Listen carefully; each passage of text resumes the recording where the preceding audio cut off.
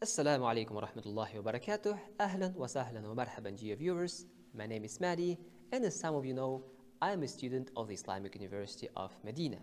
It's been 2 years and almost 2 months since I arrived in Medina and enrolled at the Islamic University.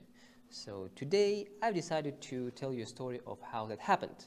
And before I get started, I want to warn you that I'm not an English native speaker, so it's going to be a bit hard on me, but I will try my best to lay out my thoughts in the best manner. So let's get started.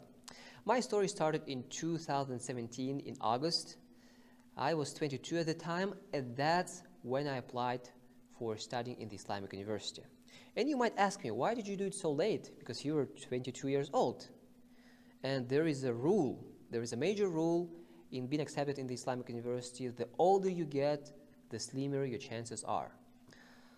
But I mistakenly thought at the time that if I get a bachelor degree in another university, it would increase my chances of being accepted in the Islamic University. That's not the case, that's a mistake, but that's what I thought at the time. So yeah, I applied, or I submitted my documents, including my diploma from the previous university, and I was hoping to get accepted in the Islamic University. I was making a lot of dua after that, but at the same time, I knew that my chances are not that high, because if you've watched my documentary about the Islamic University, every year 45,000 applications come over, and only 3.5 thousand of them are being accepted. Yeah, as you can see, mathematically speaking, I got like 8% chance of being accepted here. That's not that much, right? So I went on with my life, got a job. I worked as an engineer in automation systems. I was programming these so-called PLC. And 2 years passed, and then I got a message, congratulations, you were accepted in the Islamic University. And I gotta tell you that I felt ecstatic. And it's not just me. I've asked many students how they reacted when they found out that they were accepted in the Islamic University. And all of them, without any exception, told me that they would either cry or at least tear up.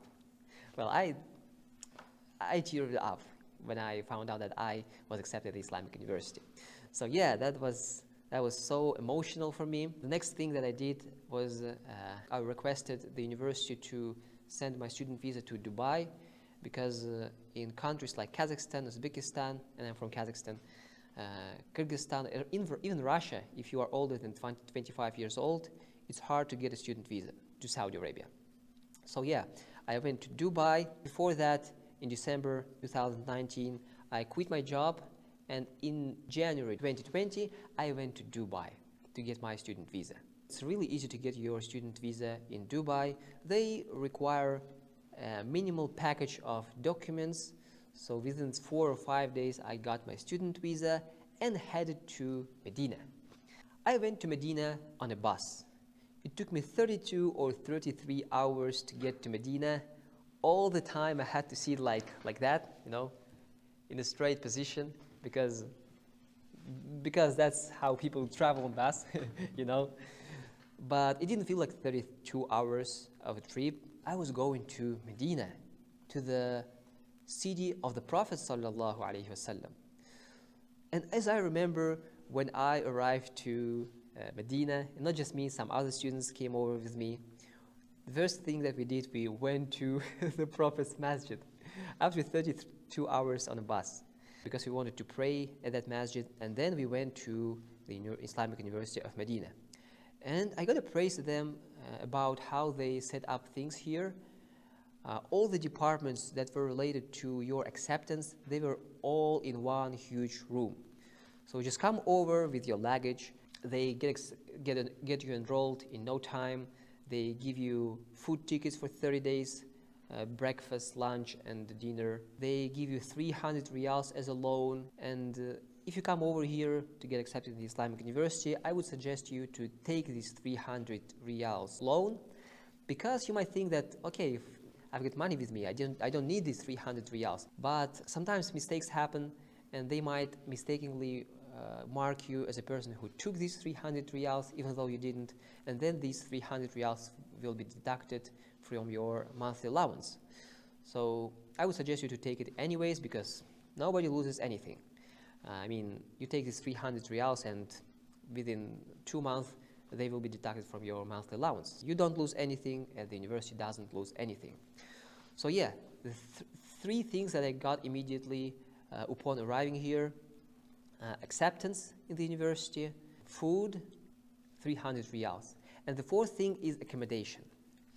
Well, when people come over here to get accepted, the system of the university works that firstly they send them to live in Rabwa. There are two places to live in Medina for students, either on the territory of campus or in Rabwa. Rabwa is a district, okay, that's called Rabwa. It's located outside of the Islamic University. You would have to take a bus to get from Rabwa to the Islamic University. It's not comfortable, it's not good, but when students come over here, first they send them to Rabwa. I heard from other students that within the first week or 2 weeks, they send everybody in Rabwa, but after that they provide accommodation within the walls of the campus of the university.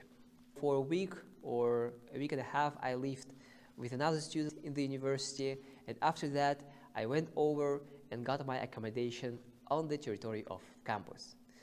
And after that I became a student of the Islamic University of Madinah. Basically, that's my story of how I was accepted in this university. That's it. Insha'Allah, see you later. Wa jazakumullahu khairan. Wassalamu alaikum wa rahmatullahi wa barakatuh.